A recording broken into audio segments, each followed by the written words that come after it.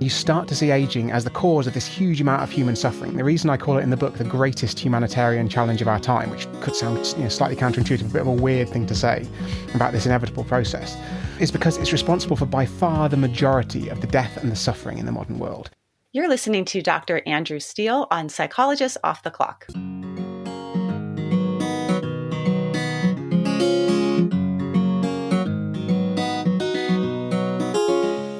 We are four clinical psychologists here to bring you cutting-edge and science-based ideas from psychology to help you flourish in your relationships, work, and health. I'm Dr. Debbie Sorensen, practicing in Mile High, Denver, Colorado, and co-author of Act Daily Journal.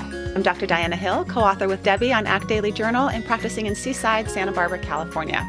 From coast to coast, I'm Dr. Yael Schonbrun, a Boston-based clinical psychologist and assistant professor at Brown University. And from sunny San Diego, I'm Dr. Jill Stoddard, author of Be Mighty and the Big Book of Act Metaphors. We hope you take what you learn here to build a rich and meaningful life. Thank you for listening to Psychologists Off the Clock. If you listen to this podcast, you probably know by now that we are partnered with Praxis Continuing Education. And there's a reason why. It's because Praxis really can help you transform your clients' lives by learning how to effectively promote lasting change with evidence-based approaches. ACT, DBT, compassion-focused therapy. And we love Praxis so much, especially because our very own Debbie Sorensen is going to be doing a workshop through Praxis. Tell us about it, Debbie. Yes, I'm doing a webinar on acceptance commitment therapy for burnout. This is for therapists who are working with clients who are burnt out. And of course, as therapists, we are also occasionally may experience our own burnout. So hopefully it will be helpful for that too. It starts August 25th and it's on Wednesday afternoons, just for a few Wednesdays in a row. So you can check it out on the Praxis website and learn more. I hope you can join me if you're a therapist. It'd be great to have you there. And for all of the live online courses that Praxis offers, you can go to our website, offtheclockpsych.com, and get a discount code. Hey listeners, it's Jill here. As you know, in addition to being a POTC co-host, I'm also an author. And part of being an author is having a platform or an online presence. So if you like the types of interviews I do and you want to hear more from me on ACT, imposterism, anxiety, and more, I'd love it if you would help me out by signing up for my monthly newsletter and by following me on social media. Just go to jillstoddard.com and scroll to the bottom of any page to sign up for the newsletter and click the social media buttons in the upper right-hand corner. Thanks for your support. So today on the show, we have Dr. Andrew Steele, who's going to be talking about the science of aging. And I like to bring folks like this onto the show every once in a while because I always like to skirt the edges of psychology. I think sometimes we live in a sort of a silo, and it's always interesting to learn about how different fields are navigating ideas and concepts that will influence our mental health and our psychology. And I have Debbie here. I'm curious what your thoughts were after listening to the episode with Dr. Steele. You know, it was a really interesting episode. I feel like there was a lot of things I hadn't thought about before and some new ideas related to what's going on with aging that I had never considered. But you know what I really appreciated most about him? I mean, he's very smart guy and very reasonable and science-based in his approach. And I have to say, Diana, I was a little bit unsure about it when I was listening to it to be able to introduce the episode. I have a little bit of skepticism around this topic because what I've found over the years is that, you know, there's some fear that people have about aging. And I think there's some ageism behind that. I studied geropsych a bit in grad school and learned a lot about ageism and how we have perceptions around aging. But I think because of that, people are afraid of it and are a little bit prone to latch on to some, I would say, maybe pseudoscience. Like people spend a lot of money if the claim is that, you know, it will, anti-aging products and that kind of thing. And so, you know, again, I went into it a little bit skeptical, but what I found, there was a lot of really interesting science here. And he kind of debunks some things, or at least says, you know, the research really doesn't support this. And when you talk to him about some of his, you know, what he puts into practice and the behavioral strategies, I like the simplicity of it and the research backing. It's funny. found some articles over the years where people, this is just an example, a woman lives to be 105. What's her secret? And then it turns out, she ate bacon every day for breakfast. This is something I really read in an article once in the newspaper. And it's like, oh, well, that must be the secret to longevity. We should all go out and eat bacon every day. It's just, I think people are so desperate for the fountain of youth sometimes that can lead to some unhelpful beliefs around that. Yeah, it's interesting. I guess my perception around aging has shifted so much over the years after just getting interested in this topic and learning and reading more about it just as a side interest, that for me, and he talks about this, it's less about living longer and more about just wanting to have a health span. So wanting to do what we can as we understand the science behind what erodes our bodies over time, do what we can to take care of our bodies, do the best that we can, but also not at the cost or consequence of living a full life. And I think that that's the other component of it, which is, sure, we could have like these perfectionistic tendencies around movement or eating or whatever, never go outside so your skin is never exposed to the sun. But then what is the consequence when you miss out on your kid's baseball game? So I think that there's this balance between it all. And I guess I'm always sort of a little bit open-minded in the science end of things. I believe in evidence-based approaches. And then I also am always thinking, well, there's some stuff that hasn't been discovered yet. And there's also some time-tested wisdom. My grandma always, she never put artificial stuff in things because she just thought probably not a good idea if it can last on yourself for hundreds of years, maybe you don't want to eat it. And, turns out maybe some of those preservatives aren't so great for you. So I think there's a balance in it all, I guess is what I'm trying to say. Yeah.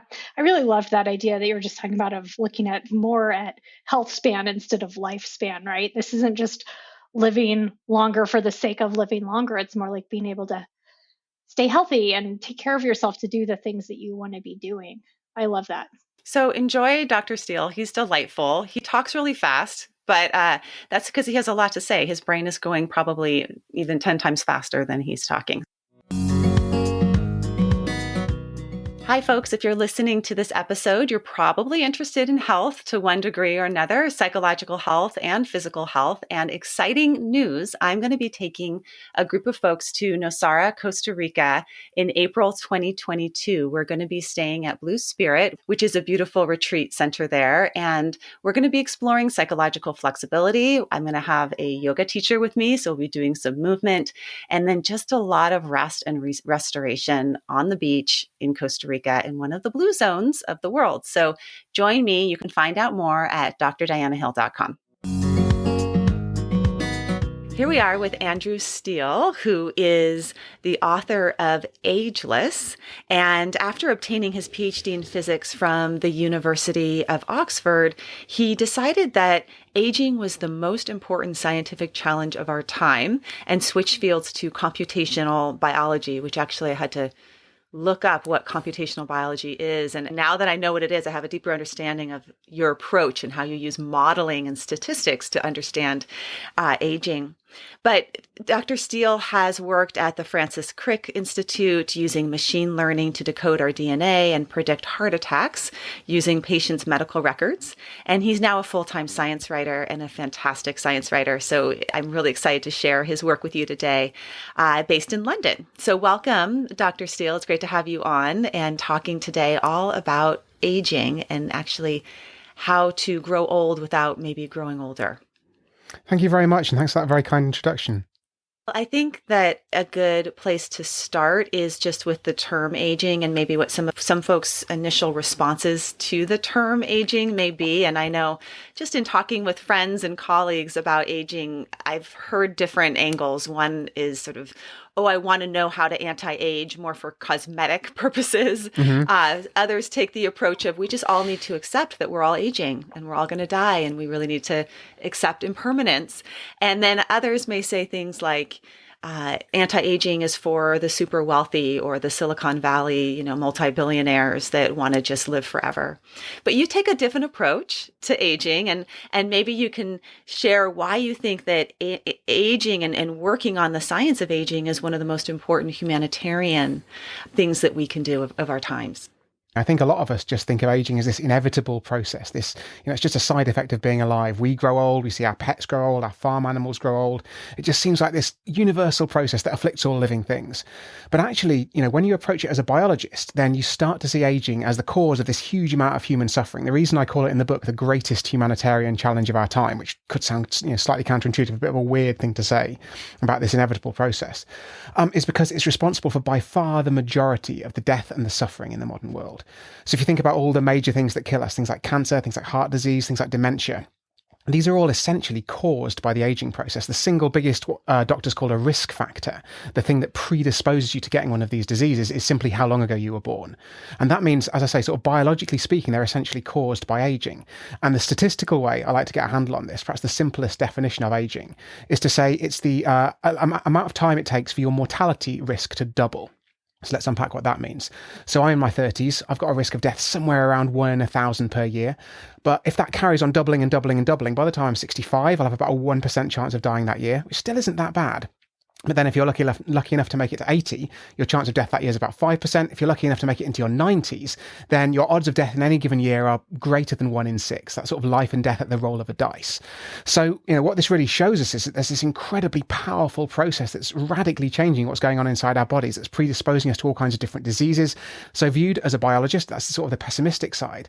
But the exciting side, and what I really try and get across in the book, is having got to this point where aging is responsible for so much of the death and suffering in the world, then, maybe if we can do something about aging, we can do something about all of that suffering too.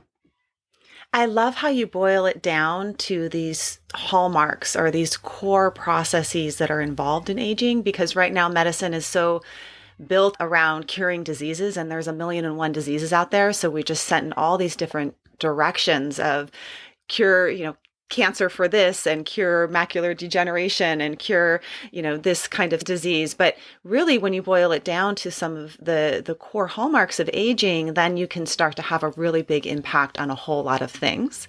And there's actually a parallel there with psychology, because the field of psychology and the science of psychology is doing something very similar, where we're moving out of diagnoses into more of a process-based model of what are the core processes involved in being psychologically well. And it really does boil down to just a few, like 6 core processes.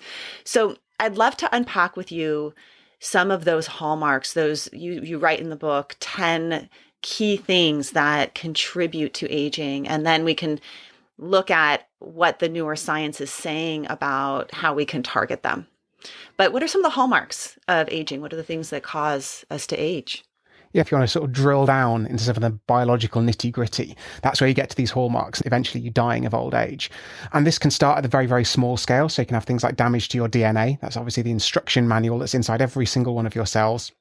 And if you get mistakes, basically typos in that instruction manual, then as you get older, those typos can accumulate. They can cause your cells to misbehave in certain ways. And that's one of the processes that can cause us to age.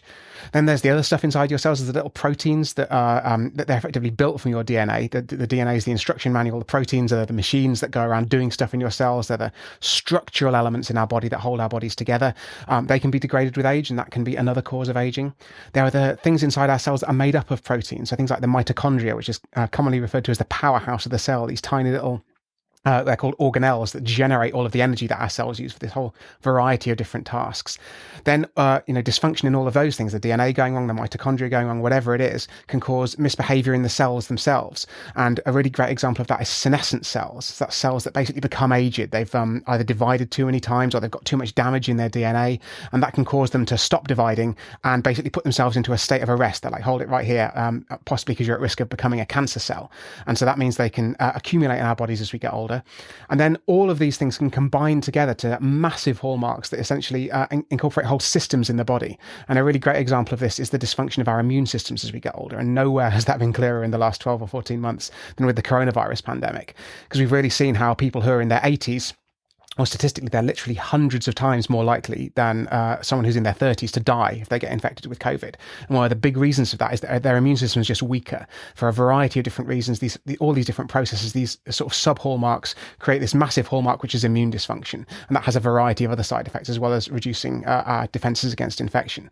So that's sort of the biological way of looking at it. And as you say, I broke it down into these 10 categories. I based it on a 2013 scientific paper that actually had 9 hallmarks of aging, but I shifted things around a bit, partly for narrative reasons and partly because some new science has emerged. The one I added that isn't in that 2013 paper at all is about the microbiome, so the change in the bacteria and fungi and various microorganisms in our guts that we're starting to understand has an influence on the aging process. And I think the paradigm change that we need to make in medicine is that we need to move away from trying to treat these endpoints, these diseases that come after all the hallmarks, and hopefully intervene a bit earlier and stop people from getting ill in the first place. So I really want to get to some of the interventions that are cutting edge around that and that are probably going to be showing up fairly soon, according to your research. But first, I want to rewind a little bit and talk about why our bodies would even do this in the first place. So you offer a quote that's actually often used in psychology as well, which is nothing in biology makes sense except in the light of evolution. And psychology has co-opted that a bit. Of very few things in psychology also make sense except in the light of evolution. But maybe you can talk a little bit about how you tie aging to evolutionary theory and why would we evolve to grow old? Maybe even this concept of evolutionary neglect that you mentioned in the book. Yeah, the other very famous quote about evolution is it's the survival of the fittest. That's the one that's really entered the popular consciousness. And so you look around and think, what is possibly fitness optimizing about growing old, about this process of progressive degeneration? And the way you've got to look at it is, what does evolution really care about? Evolution, I'm sorry to say, if you're a man, it cares about your sperm. If you're a woman, it cares about the babies you can produce. And basically beyond that, evolution doesn't much care for you as an individual. And the reason is that if you can pass on your genes to the next generation, the genes, which are the sort of units of evolution, can carry on into the indefinite future. And if you imagine a gene that makes an organism more likely to reproduce for whatever reason, by whatever means, then that gene is going to become more frequent in the population and it's going to, continue to expand. So why might that mean that something like aging could evolve, something that's obviously bad for the individual that's carrying, that combination of genes that makes it age? The strange fact is that the reason that we die of aging is effectively because other things can kill us. So let's think about the easiest way to imagine this is imagine you're a little tiny animal like a mouse. And that means you're an animal that lives in a very hazardous natural environment. You've got, you've got predators, you've got cats with sharp eyes and claws that are out to get you. You can die of infectious disease. You can even just die of exposure. You're so small that if it gets really cold, you can basically freeze to death. So there are loads and loads of different ways that mice in the wild can die. And that means they tend to have a pretty short lifespan. In the wild, their lifespan is probably months, maybe a year, if they get lucky. And so what that means is that mice tend to gear up and reproduce very quickly. They have big litters. They can have babies once a month or so, which is obviously much quicker than humans can manage it. And the reason is that they're going to die of something. So what evolution does is it prioritizes reproduction over absolutely everything else. And if you're an animal that lives in a dangerous environment, it gears you up to reproduce as quickly as possible, even if that comes at the cost of degeneration in later life. So you can imagine, on a very simplified level, evolution is willing to throw your body together in a sort of slapdash way, as long as it gets you to reproductive fitness as quickly as you can, pump out those kids, and then you can basically die as far as evolution is concerned because you've served your purpose. And what that means is that we have this sort of variety of molecular detritus in our genome, which doesn't conspire to kill you in your first 20, 30, 40, 50, even 60 years of life. But if you do live long enough, then effectively you're irrelevant to the gene pool, and so evolution's happy to let these mistakes happen. And that's why ultimately we do succumb to cancer, we do succumb to heart disease at this surprisingly synchronized time in our lives, because that's the point when we've got old enough that we've done our reproduction, we've passed on our genes. Evolution just doesn't care about us anymore, unfortunately. And that's why some of those larger animals that are harder to kill maybe live longer. You mentioned things like the whale that lives, or the tortoise that's the cover of your book, that maybe it takes them a little bit longer to reproduce, so they get to stick around a bit longer. So I mean, size and aging is one of the most famous correlations in evolutionary biology, which is that the bigger you are, the longer you tend to live. There's probably a little bit of sort of circularity in that statement, because you also need longer to grow to the size of a whale. Like, you can't become a full-size blue whale in 6 months. However, as you say rightly, if you're a whale, you're in the ocean, you haven't got any natural predators because you're absolutely enormous, then that is one really, really clear way that you can evade other forms of death and thereby evolve to grow older. Tortoises are another another great example. They've got this hard shell. And actually, the reason the tortoise is on the cover of my book, I think they've got an even more exciting property. They are something called negligibly senescent. And what that means is that senescent is just the scientific word for old. And so what that means is they are negligibly old. They don't age. So no matter how old a tortoise is, its risk of death stays constant. So it appears that, for whatever reason, evolution, moving in its mysterious ways, has decided the optimal way to pass on a tortoise's genes is to have it not deteriorate with age. And what's most exciting about that is that, tortoises don't have an increased risk of death. They don't get frail. They stay reproductively active even until very late in their lives. And this means that aging isn't a law of biology. Although, as I sort of mentioned at the top, we age, our animals age, or, almost all mammals age. There are this handful of creatures, tortoises, there are some salamanders, some fish. There's even one mammal called the naked mole rat, which are negligibly senescent. And it really shows us that this isn't necessarily something that we're forced to do by some law of biology. And so maybe, with human ingenuity, we can work humans' way out of that too. So I want to go back to that word senescent because it shows up when we're talking about senescent cells, and in sort of pop science talk, people use the word zombie cells. I think that's sort of the, I often think that scientists are really bored in their lab doing this bench work hour after hour, and they come up with these fun names like zombie cells and, sort of fun little tricks of the trade. But with senescent cells, what is happening there and how is it contributing to our aging? And then maybe how are you using comparative biology and techniques to start to target those cells? Senescent cells are probably, I think, they're the most fascinating example of a hallmark of aging, I think, actually, because, well, firstly, because they're quite easy to explain, which is always nice. And secondly, because the treatments for them are very, very close on the horizon. It's actually by developing some of those treatments that we've really started to understand just how widespread their role is. So let's rewind. What is a senescent cell? Senescent cells, they're basically aged cells. They're cells that have either been around in your body a very long time and therefore accumulated some DNA damage, and not in a fit state to go on. They could just have divided a lot of times. So we know that if you have a cell in a dish, it's actually how senescent cells were first discovered. If you let it divide and divide and divide, the first human cells this was done with some cells called fibroblasts. They can get to about 50 cell divisions and then they just stop. And actually they look really weird under the microscope, even to a non-expert microscopist like me. They exhibit what's called the fried egg phenotype by some scientists. That's another name they probably came up with while bored in the lab. They basically look like a fried egg splattered on the dish, and so they look vastly different to a regular cell. And when these cells stop dividing, we think this is an anti-cancer mechanism. So our bodies are really, really keen that we don't get cancer, because that's obviously a huge threat to all multicellular organisms. And so what we do is, if a cell does divide an awful lot of times, or if a cell does have suspicious looking damage to its DNA, our body basically slams on the brakes. And this is actually a great example of the evolution of aging we were talking about, because when you're young, this is a great move because it means the cell stops dividing. Actually, your immune system comes and gobbles those cells up. They're taken out of circulation. Everything's fine. But as you get older, you get more DNA damage just because your cells have been around longer. Your immune system, we've already talked about, becomes less vigilant. It's, aging itself, basically. And in fact, ironically, because some of its cells can start to become senescent. And that means it gets less efficient at picking up these senescent cells. And that means they can accumulate in our bodies. And so suddenly, what was beneficial in youth is detrimental in old age. These senescent cells are pumping out this toxic cocktail of molecules, it turns out. They're not just sitting there, not dividing nice and benign. They're pumping out all these different molecules, and they cause this background effect called chronic inflammation. And that's basically, it's an overreaction of the immune system. The immune system's in this constant state of paranoia because of things like senescent cells increasing the inflammation inside your body. And what we now know is that can cause all kinds of different diseases. It can cause heart disease. It can cause dementia. Ironically, it can even cause cells to turn cancerous. So it's got this bizarre sort of sting in the tail. Something that was created as a cancer defense mechanism actually turns out to cause cancer when it becomes too severe. And so because it can accelerate this whole range of age-related diseases, this is an absolutely classic hallmark. And what you'd hope is that by targeting one of these hallmarks of aging, by targeting the accumulation of senescent cells, you can hopefully prevent multiple of these diseases at the same time. And actually, that's exactly what we can do. There was an experiment done in 2015 using mice. And what they did was they gave them some drugs that would selectively kill these senescent cells while leaving the rest of the cells in the mouse's body unharmed. And what they found was that by clearing out those cells, they effectively made the mice biologically younger. So they gave these drugs to mice that were 24 months old, which is about 70 years in sort of human terms. Because obviously, as I said earlier, mice have a much shorter lifespan than we do. And what they found was they lived a couple of months longer, so maybe a few years in human terms. But they weren't just staggering on in old age, having had some disease prevented and therefore living longer, but still frail, still, suffering from all the other consequences of being old. They got less heart disease, they got less cancer, they got fewer cataracts. That's sort of on the disease side. They were also less frail. They can run further and faster on a little mousy treadmill. There are some fascinating sort of psychological results, or as close as you can get to psychological results with a mouse, which is that they seem to be more curious. So if you put a young mouse in a maze or in any kind of novel environment, they'll tend to explore. They'll be like, oh, where am I? What's going on? Can I find some food, etc., etc.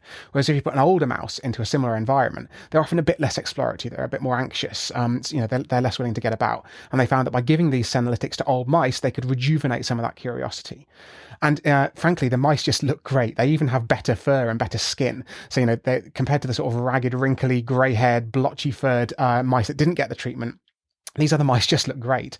And so what this shows us is that by targeting these senescent cells, you can have this phenomenal global effect on all the different things that happen to us as we get older. And hopefully the idea is that we can then transfer those treatments into humans as well.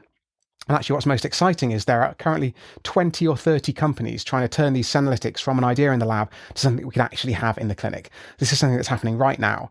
So that's definitely why I'm very, very excited about these things, because now we've understood how global their effect can be. I'm really looking forward to seeing if these results can translate into people. Yeah, well, I'm sure a lot of the listeners that are hearing you talk, and Andrew, we talked about how quickly Andrew speaks. So if you want to listen at 0.75 to be able to download the amount of content that you just offered in that Absolutely statement, no shame. go for it. And also his book is incredibly detailed, and you kind of need to go through it with a fine-tooth comb. But you can also think about the big picture of what you're saying, which is basically, as we age, our body does all sorts of things because it doesn't really prioritize our aging. It prioritizes our reproduction. And we now have some technology that can change the process of aging. And in doing so, it can lead to a massive impact on our health span, which ultimately my interest is not as much about like living forever. It's just that when I'm older, I want to be able to be as active as I am now. I love to hike. I love to run. I love to garden. I see how, as our bodies decline, it kind of can impact our quality of life. And I really love my kids, and I want to be around and healthy for them as long as possible. And one of the things that sort of my interest in aging is also, I did some stuff in my 20s to my body.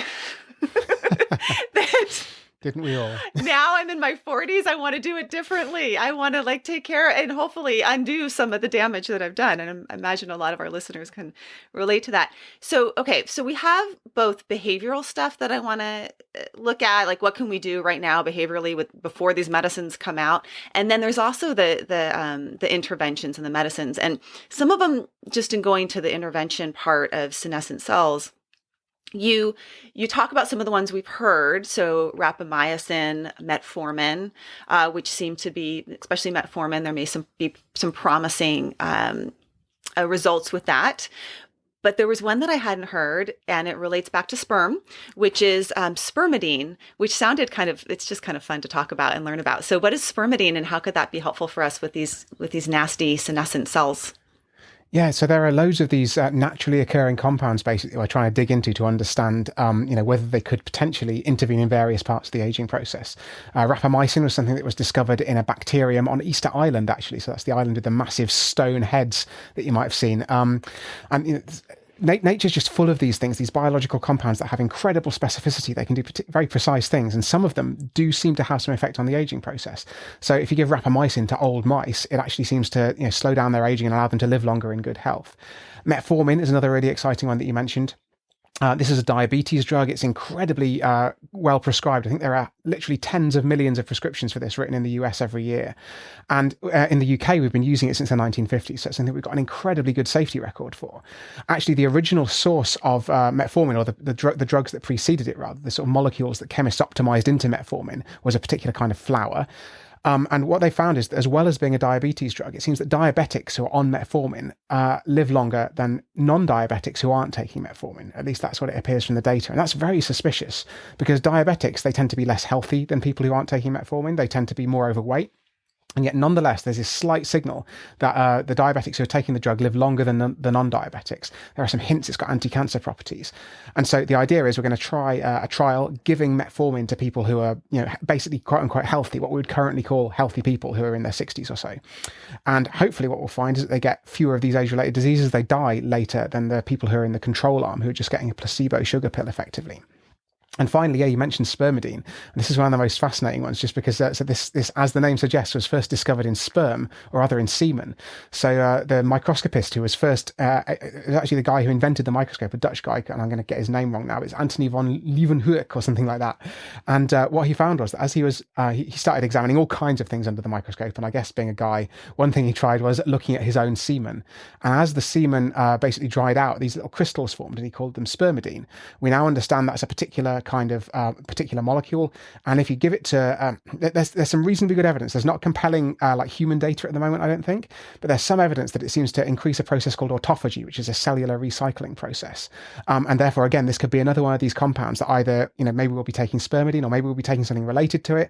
Maybe it'll just give us some inspiration as a sort of another avenue for research. But there are just so many different compounds all throughout the natural world that it's going to be well worth rifling through our drug makers' back catalogues to see if any other things can slow down the whole aging process, and we can just take advantage of those for ourselves. And how I understood it when I was reading your book about slowing down the aging process is more kind of like how we can like dribble the ball down the field to get to the point of making the goal of when we actually come up with these big interventions. Like the dribbling of the ball is the behaviors that we can engage in now that will support autophagy, that supports anti-aging, so that as the science catches up and the clinical trials are now available to the public, we can stay around long enough to have access to them. Is that accurate in terms of like what we can do now to get to the point where we can actually use some of these interventions? It's certainly how I look at it. I've found that writing a book on aging is the single best way to make you really pay attention to your own health. And the first reason for that is obviously that you sort of, you begin to understand a bit more about the biology behind a lot of these bits of health advice. But secondly, this stuff really is, it's on the horizon. It's well within the lifetimes of most people who are alive today. So metformin, I mentioned, the clinical trial for that actually should already have started. I think it was delayed due to COVID. But we're going to potentially have results for that in the next 3 to 5 years. These senolytics, the first trial started in 2018. What you're going to find is probably the first successful senolytic drugs, if they work in humans, are going to be for specific diseases. So we know there are certain diseases where senescent cells are known to be a problem, things like lung fibrosis, things like arthritis. And if the drugs prove effective at treating those conditions, and most importantly, if they prove safe, they don't have severe side effects, then we could imagine, giving those things preventatively, rather than giving them to people who are already sick. We could give them, say you're 50 or say you're 60, just to clear out some of those senescent cells and hopefully, slow down your aging, stop you from getting ill in the first place. And, while that might be 5 or 10 years away, that's still not miles and miles into the indefinite future. So the really exciting stuff about, following health advice, things like eating well, things like, exercising, the stuff that I talk about in the health advice chapter of the book, is, the longer that you live in good health, the more chance you have of being alive to benefit from the sort of latest and greatest in anti-aging treatments that, come online from a pharmaceutical point of view. And so I think that, that's certainly a huge motivating factor for me to try and keep healthy, to make sure that, when it's the first or second or third generation of senolytics, when there are some other of the more speculative stem cell or gene therapies that I talk about a bit later in the book, when those come online, I want to still be going and I want to be healthy enough to have some. So it's, definitely a huge motivator for me. Well, I have to confess that the strategies that you give are pretty basic strategies for us to do that we can implement today, and that the ones that I've been trying are more of the out there kind of strategies, which I think you debunk a little bit. I was reading your book. I went into my cupboard and just pulled out all the supplements that I have purchased over the years. And I'm not using most of them at this point, but I could cover my whole counter with everything from the basic ones like vitamin D and vitamin C to more unusual ones like NMN. We interviewed Dr. Sinclair on the show, and he has some ideas around what we should be doing. And then I've done kind of like the unusual stuff. The message that I got from your book is that really it's much more simple than we think. It's as simple as brushing our teeth. So some of it is surprisingly basic. And I found that things like exercise, things like not smoking, eating well, making sure you get a balanced diet and not too much of it. These are all things that everybody knows. But I found that understanding the biology behind them and how it is that they help you, how they help you get healthy and how they literally slow down the aging process. They make you live longer, but not just longer, they also make you live healthier. That I just found hugely motivating, even though they can sound like quite, regular bits of health advice.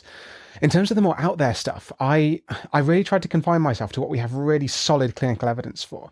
And I think the vitamins is a really great example because there have been these huge studies. The thing, if you're a scientist, if you're a doctor, the absolute best gold standard evidence for something is what's called a systematic review. This is where scientists don't just look at a single study. They don't just look at 1,000 people and so on and so on. They look at all the studies that have ever been done on a particular topic. And they'll go into the literature, they'll dig through all the studies, they'll find out, which ones are trustworthy, which ones aren't. They'll pool their effects together and do the biggest statistical analysis you can possibly dream of. It's an incredible amount of work. And the best meta-analysis that I could find, or rather systematic review, which is sort of the next stage up, is something called a Cochrane review. And these are very well known in the medical community. They're the most highly respected collaboration of people who pull together these systematic reviews on all kinds of different topics. And what they found was that with the vitamin supplements they looked at, 3 of them had absolutely no effect on lifespan, and the other 2 slightly increased your chance of death. And it's not as though your vitamin E, which is one of the negative affecting ones, is going to kill you immediately. It wasn't doubling your chance of death or anything, but nonetheless, it really shows you that these things that we conventionally they sound like they should be healthy, don't they? Vitamin supplements, vitamins are good, right? And yet, if you actually dig down into the trial data, then they don't appear to have any effect or even have a slightly negative effect. And I think that's just, it's really, really difficult because I think that some of the more out there stuff, maybe NMN will turn out to be helpful, for example. There is some suggestive data in mice, and there's even starting to be some suggestive data in humans. I think there was a study that came out this week about, but what you find with these studies quite often is they're very, very specific, I think, and I might get this wrong, so don't quote me on this, but this study that came out this week showing a benefit of NMN was in older diabetic, maybe just women, and it was looking at their muscle function. Now, that isn't to say that it doesn't have wider benefits, and obviously you have to start somewhere with science. You have to start with these small studies. But what we haven't got is a trial, the trial I would like to see, which is a randomized controlled trial. We get a bunch of people who are aged 60 or 65. We give them NMN supplements for a specified length of time, and we find out, whether they get age-related diseases later, whether they die later. There is actually, I think recently an experiment came out in mice which showed that doesn't work for mice. It's just such a knotty thing. And it's not to say none of these things are ever going to work, but we just haven't got the solid evidence that we've got for the interventions that I do talk about. And just to mention, the one other thing you talked about was brushing your teeth. I think this is the other really fascinating thing about aging biology is that it does uncover some less conventional bits of health advice. Obviously, we all should brush our teeth for a variety of reasons. You don't want to end up at the dentist with an enormous bill. But actually, there's pretty good evidence that having good oral health, good gum health, can reduce your risk of heart disease and maybe even dementia. And actually, the reason behind that is that chronic inflammation process that I mentioned earlier. If your immune system is engaged in a constant low-level battle in your mouth with, tooth decay with gum disease, then that inflammation can drive the whole aging process. And that's how we think it causes an increased risk of heart disease. There's even some suggestion that the bacteria that cause gum disease have been found in the brains of people who have dementia.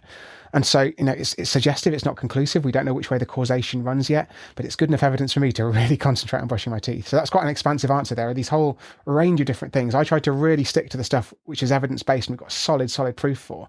But actually, as we all get older, we're going to have to make these decisions. What level of evidence is sufficient for me? Do I need to see an absolute systematic review? Or when I'm 60, will I be slightly less conservative, I should say, because my clock's ticking, and therefore perhaps I'll be more interested in trying some of the more speculative interventions. I guess we'll have to see. Yeah, and that's why I wanted to interview you, and why I really appreciate your approach, because it is a measured one, and you're not encouraging us to just go have expensive urine, or even potentially some of these interventions may be harmful to us, right? Because we don't have the science to back them up. But there's one intervention I'm pretty sure is not harmful, but that's been talked about in the field of psychology, which is loving kindness meditation.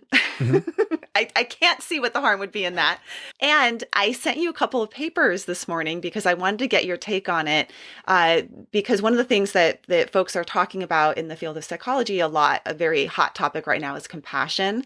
And even the researcher who has worked on telomeres a lot in combination with Dr. Blackburn's, Alessa Epple has written a bit on using compassion-based approaches as well as mindfulness approaches to help with telomere length. So I'd love for you to chat with us a little bit about telomeres, how they're a little more nuanced than we hear about, and then also what you think about some of these interventions to increase our telomere length, like meditation or compassion, and are those papers just completely out there?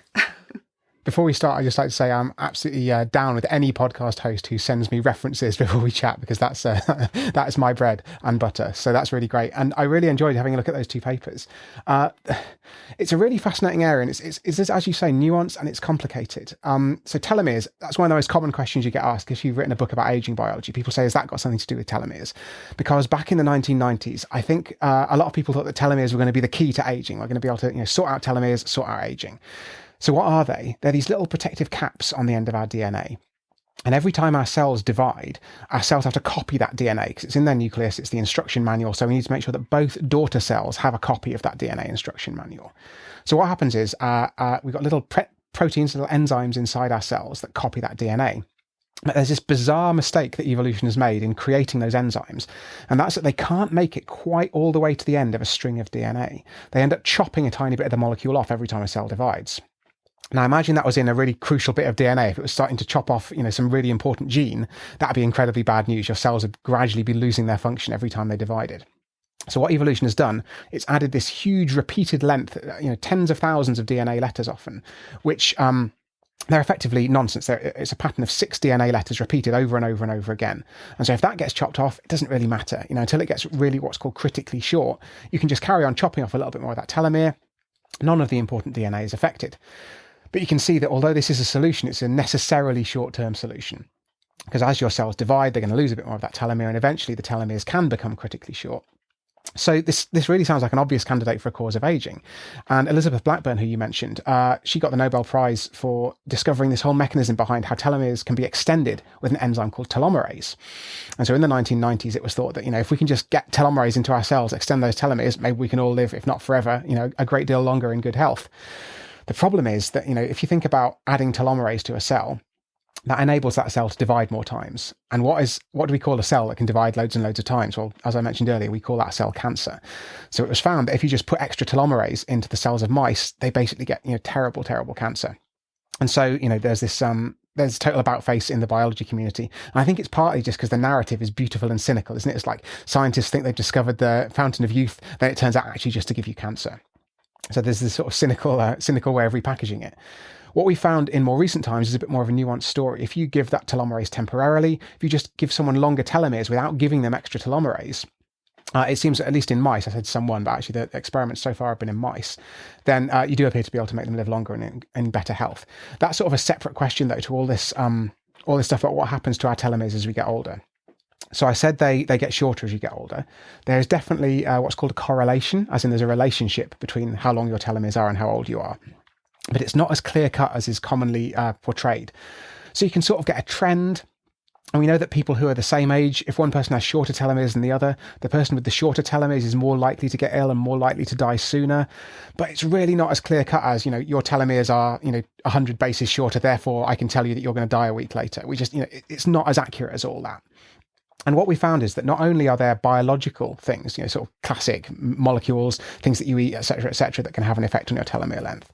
There's also some increasingly good evidence that lifestyle, sort of broader lifestyle things, things like stress, things like, effects on your psychology can change the length of your telomeres as well. And there's some really quite solid evidence that childhood stress can make your telomeres shorter. And it's not at all implausible that having an awful, stressful childhood could be something that causes you to go on to develop diseases, causes you to, effectively age a little bit faster. So that sounds like there's probably something in there. And therefore, so that the first paper you sent me was a paper from 2009 with Elizabeth Blackburn on the author list. And they speculate that perhaps, therefore, these kinds of meditative practices that reduce stress, it seems plausible that those could, go on to give you longer telomeres and maybe go on to improve your health. And just from a purely, not even a biological point of view, it does seem intuitive that having a less stressful life is going to be a more pleasant one. It's going to be potentially a healthier, a longer one, because being stressed is not good for your health. However, the later paper that you sent me, the 2019 one, which was looking at a specific study where they'd actually given, they had a control group of people who didn't meditate. Though actually, annoyingly for the control, a few of them did meditate anyway, which makes it even more confusing. They had another group who had the love and kindness meditation you talked about, and they had another group who were doing mindfulness meditation. And what they found was they followed these people for 6 weeks, and they found that the people who did the love and kindness meditation had the longest telomeres at the end of the study. Now, unfortunately, the thing that's really tricky about this is it's just not clear why the people in the control group had a measurably shorter telomere length after 6 weeks. So I've just told you that, this is the sort of thing where sometimes, a really unfortunate 30-year-old could have the same telomere length as a lucky 80-year-old. So how on earth, these things don't change over the matter of weeks, at least not in a statistically detectable way. So that sort of is a bit of a red flag. And so although the telomere length seemed to be decreasing more slowly in the groups who were doing the meditation, it's just really not clear exactly what they were seeing. So I think the trouble is what you need in order to really, prove something like this in a cast iron way is to have really, really solid data, loads and loads of people. You need to follow them for a bit longer time. There's sort of suggestive information here, but I don't think the sort of gold standard of evidence actually, trying this out in a randomized way, which they did try to do. I don't think they looked at it for long enough. They perhaps didn't look at enough people because of the nature of telomere length. And the final caveat in all of this is that because telomere length is so noisy, because it's so uncertain exactly what it means, it's not necessarily clear that if someone has longer telomeres, they'll definitely live longer. So there's quite a few steps still to go to prove this stuff. But like you say, it's not obviously harmful. I don't think it's going to be, it's certainly not going to be reducing the length of your life.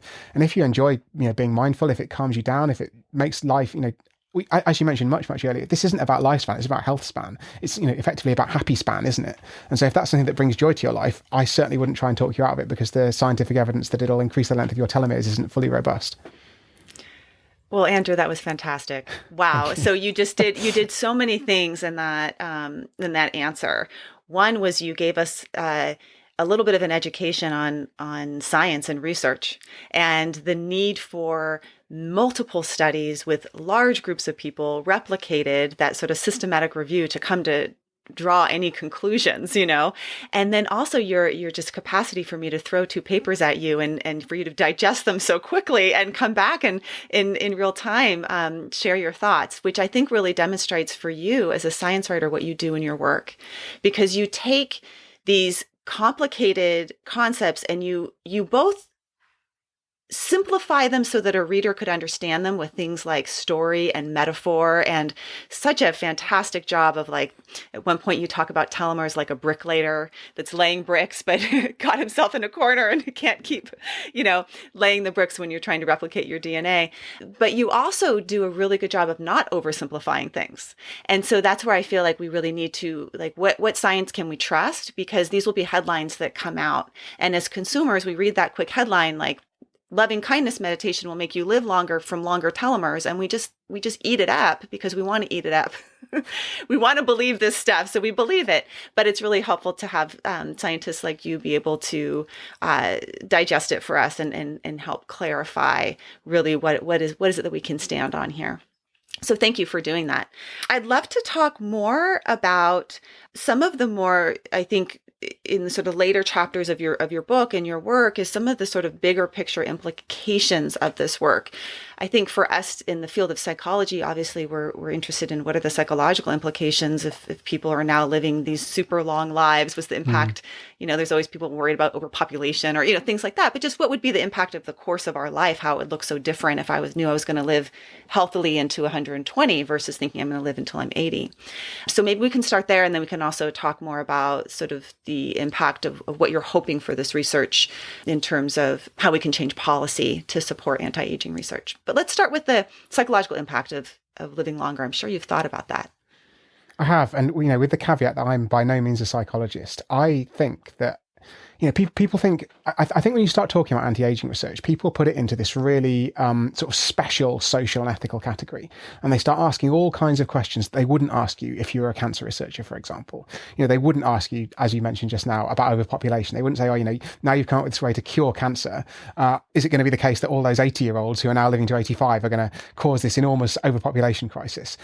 And in the same way, thinking about the psychology of what happens as we live to older and older ages, people ask, if I'm 300 years older, I'll be bored. And you're like, 300? Whoa, slow down. Even if we sort this out, I'm not going to be 300 for another 270 years. So it's going to be something that I've got a bit of time to get used to.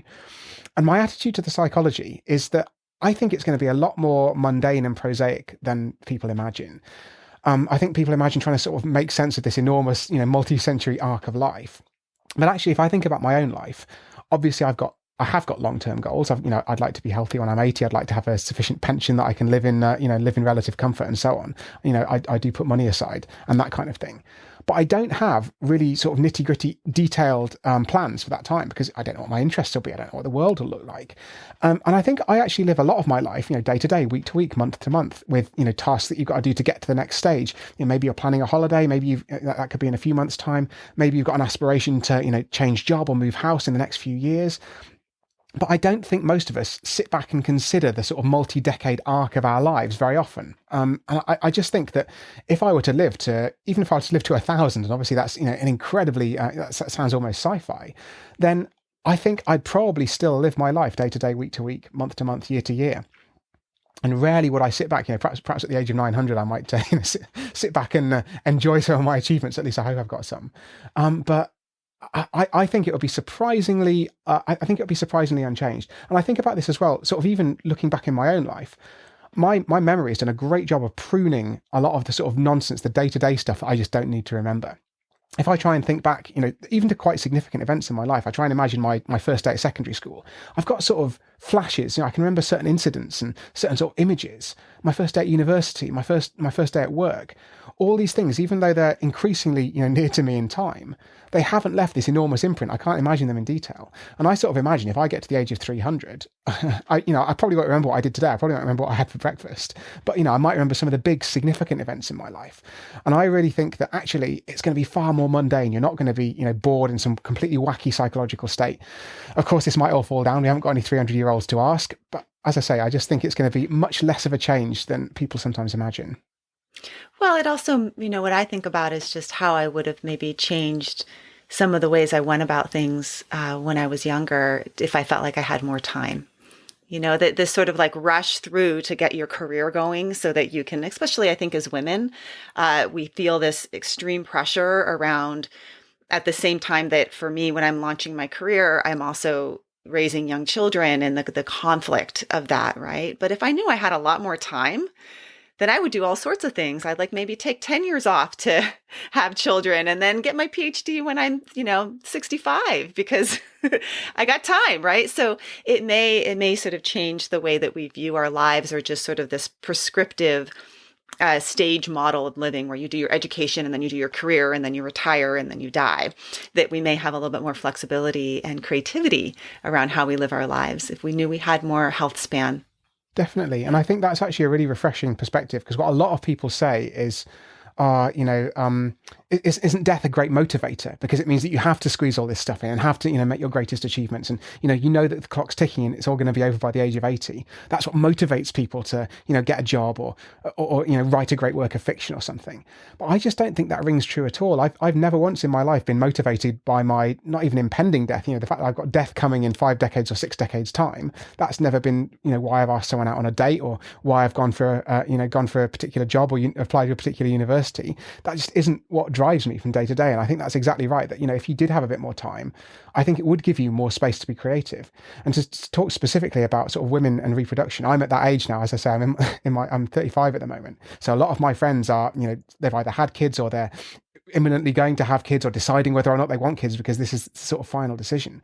If we really can slow down the aging process, and we can do so globally throughout the body, then I really hope that we can concentrate a bit more, and this is actually quite a neglected area, and how to extend women's reproductive lifespan. Because I think it's genuinely a feminist issue, because, I can see that my male friends, if they, if they haven't got partners, they're just not that worried. They can take their time, they can get around to it when they want to. But women, like you say, it's absolutely crunch time when it's, doing a PhD or starting your career. It's really, really challenging for them. And so I think if we could extend that window where women could have babies, women could have kids, then I just think it'll be transformational in terms of gender equality as well. Yeah. Well, I don't know if death is the great motivator. I think maybe impermanence can be a motivator of like, what we have right now is going to be constantly changing. And so that can bring you to be present in the here and now, knowing that everything is going to change, including your perception of aging and what you think aging is going to look like, because it's going to be different than what many of us expect. And I think because of that, and we haven't even tapped into this new science of biogerontology and why it's so new and why it's not getting enough respect, which I think is one of your big missions, is get us some more respect over here. The policies would benefit from changing to support some of this anti-aging research. Can you speak a little bit about that and some of your mission? It seems like this is some of your deeper values behind this work. Definitely, and that's the fundamental reason I wrote this book. Really, as you mentioned at the very top of this chat, I switched into biology because I was a physicist, and I sort of understood. I looked at a graph of humans' likelihood of death with time, and that ultimately is what caused me to change my career. Not because I was terrified of my own mortality, because you look at that graph and you think, well, if human risk of death increases so rapidly at such a specific point in our lives, this is the aging process. It's responsible for so much suffering. And, if we can intervene in that, that's something that we can do something about. And I really think genuinely this is the way that I can make the biggest difference in the world by trying to transform this field. So to give a couple of examples of policy change, the first thing we need to do, I think, is just give aging research more funding. And one great example of that is the $4 trillion a year that the US spends on healthcare. And so just to say that again, $3.5 billion versus 4 trillion. So that means less than 1,000th of what is spent on healthcare is spent on the National Institute of Aging. And what that means is that, obviously a huge amount of those healthcare costs are treatments and caring for people who've got these chronic diseases of old age. And yet we spend this tiny fraction on trying to do something about that. And what that means is that, even on a purely economic basis, you would surely want to spend more trying to reduce that enormous 4 trillion bill. Before you even get onto the sort of humanitarian sort of side of things that I've been talking about mainly so far. And then, as you said, the National Institute on Alzheimer's comment comes because of that $3.5 billion budget, over $2 billion goes to the neuroscience division, which is the subset of the NIA that effectively works on Alzheimer's disease. So that means that, over 2/3 of the budget goes on dementia. And then if you drill down further and further, there's some stuff on like social gerontology, so, and how people adapt to becoming older and that kind of thing, all of which is really important work. But the actual aging biology division of that only gets about $300 million a year. So that's ballpark $1 per American. It's this really, really tiny amount of money. And then sort of even worse, I can just carry on this Russian doll of terrible things. It also, that the aging biology division mainly concentrates on understanding aging. And again, this is vitally important, crucial work, because without that understanding of what aging is, we wouldn't now be in a position where we can say, there are these drugs, there are these treatments we can do to slow it down. But that means, vastly less than 1/10,000th of the cost of US healthcare is spent on actual trying to, public funding for trying to develop treatments for aging.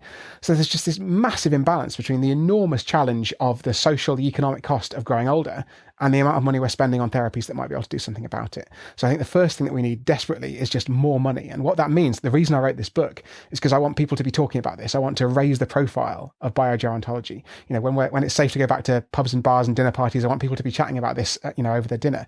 I want scientists and doctors to be looking to devote their career to doing something about this, because it's even neglected in scientific and medical circles.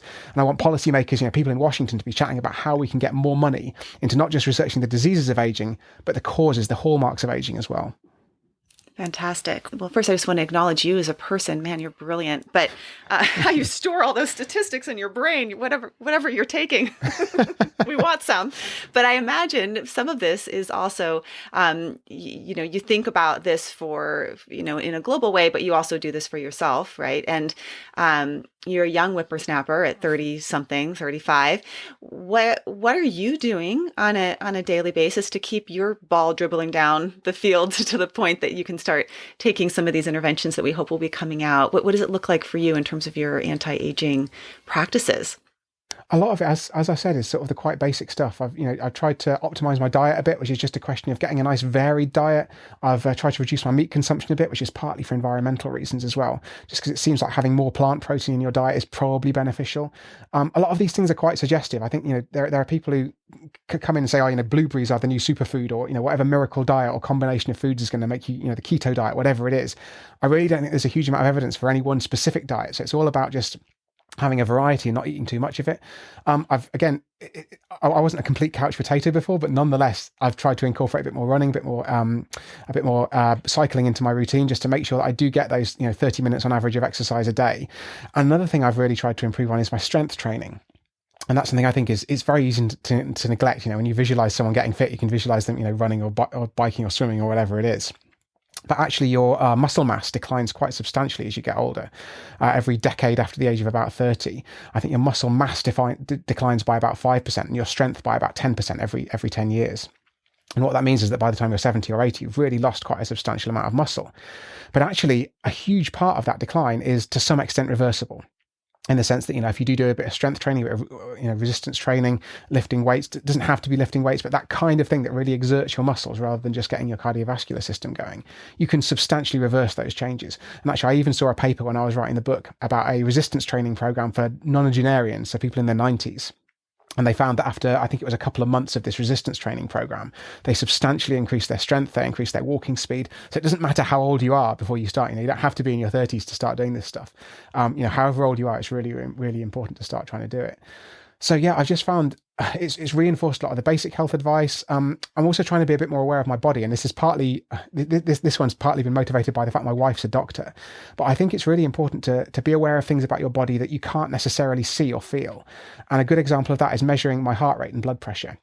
And it's not something I do every single day or religiously, but just occasionally. You've got a blood pressure cuff in the house, you can pop it on, sit down, find somewhere calm and quiet, take a few deep breaths for a while just to get your heart into a nice, get everything nice and relaxed, and then just take a blood pressure measurement.